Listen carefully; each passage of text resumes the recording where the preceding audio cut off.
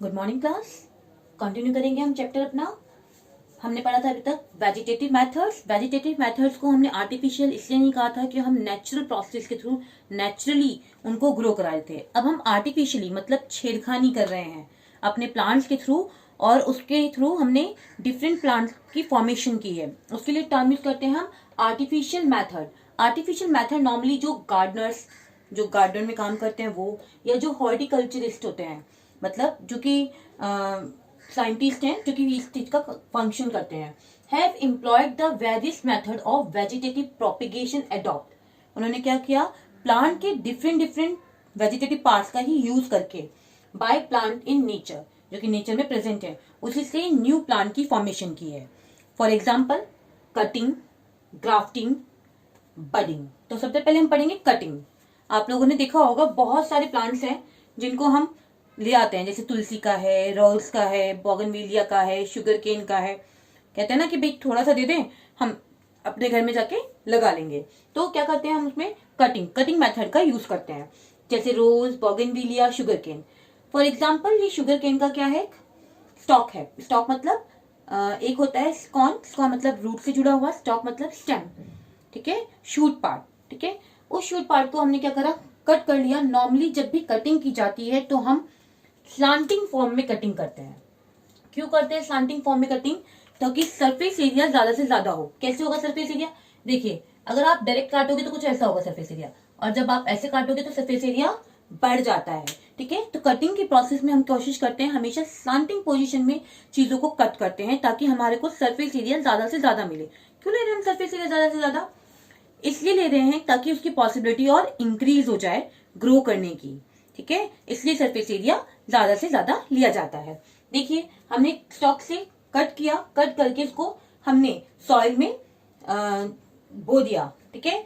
Then उसमें हम different type of क्या डाल रहे हैं, हार्मोन्स ऐड कर देते हैं, जैसे indole acetic acid, indole butyric acid, निकोटिना एसिटिक एसिड, लेकिन किस फॉर्म में? डाइल्यूट फॉर्म में, ताकि जो हमने कटिंग करी है उस प्लांट से अपने घर में उसको ग्रो कराने के लिए, तो वो एनहांस कर सके, क्योंकि हार्मोन्स प्रॉपर मिल जाएंगे, ठीक है ना। और हार्मोन्स प्रॉपर मिल जाएंगे तो हमारा प्लांट इजीली ग्रो हो जाएगा, क्योंकि हम पानी और सनलाइट दे ही रहे हैं अपने प्लांट को, है ना। तो इजीली हम देखेंगे धीरे धीरे कटिंग में क्या होने शुरू हो जाएगी, ग्रोथ होनी स्टार्ट हो जाएगी, जिसे हम कहेंगे जर्मिनेटिंग कटिंग पार्ट, ठीक है। सम टाइम क्या होता है कि मे बी कि वो ग्रो ना करे, तो वो क्या कहलाएगा, अनजर्मिनेटिंग कटिंग। देखिए, इसमें कोई ग्रोथ नहीं हो रही है, ठीक है, तो उसके लिए हम टर्म यूज करेंगे अनजर्मिनेटिंग कटिंग, ठीक है। नॉर्मली आपने देखा होगा, आप लोग खुद भी ऐसे करते होंगे, कहीं से भी रोज का प्लांट लिया है या बोगनविलिया का प्लांट लिया है, कट करके लिया है, और उसको आके आप अपने गमले में क्या कर देते हैं, ग्रो कर देते हैं। धीरे धीरे उसमें रूट की एडवेंटेजेस, रूट की फॉर्मेशन हो जाती है, और उसको नीचे से वाटर और सनलाइट से वो अपना भोजन बना लेता है और इजिली ग्रो करना स्टार्ट कर देता है। तो ये तो बात हुई कटिंग की। नेक्स्ट है ग्राफ्टिंग। ग्राफ्टिंग एक ऐसा मेथड है जो कि हम बायोटेक्नोलॉजी में सबसे ज्यादा यूज करते हैं। बायोटेक्नोलॉजी का मतलब है यहाँ टेक्निक का यूज किया गया है।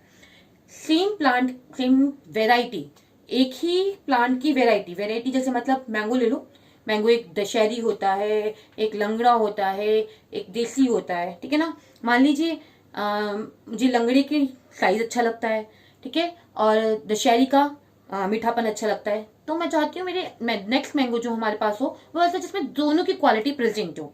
तो हम यहाँ पर वही कर रहे हैं, हम सेम प्लांट के दो डिफरेंट वैरायटी का यूज करते हैं, एक का रूट ले लेते हैं, एक का स्टेम ले लेते हैं। फॉर एग्जाम्पल, जैसे देसी मैंगो का हमने रूट ले लिया और दशहरी मैंगो का हमने शूट ले लिया, वही स्लांटिंग पोजीशन में काटेंगे ताकि दोनों के बीच में पॉसिबिलिटीज ज्यादा से ज्यादा रहे कि वो एक दूसरे के साथ कंबाइन, जुड़ जाए।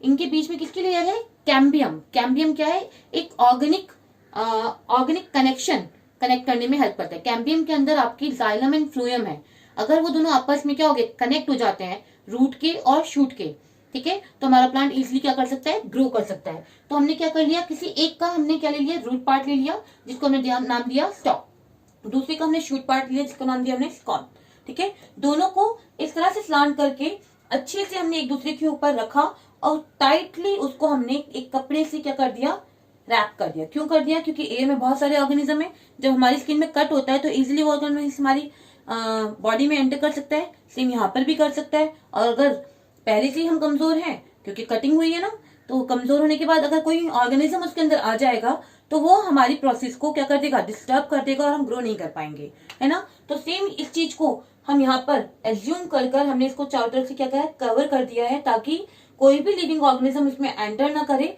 और हमारी प्रोसेस को खराब ना करे और हमारा प्लांट इजिली क्या करे, ग्रो कर जाए। और इस तरह से वो ग्रो कर जाएगा। तो इसके लिए हम टर्म यूज करते हैं ग्राफ्टिंग, कि हमने यहाँ पर क्या करा है, टेक्नोलॉजी लगाई है, ठीक है। तो जो इस प्लांट से मैंगोज आएंगे उसमें वो दोनों क्वालिटी होंगी जो हमारे देसी मैंगो में और दशहरी मैंगो में प्रेजेंट होगी। नेक्स्ट है बडिंग। बडिंग में हमने क्या किया, वही रोज का प्लांट हम मेनली यूज कर सकते हैं।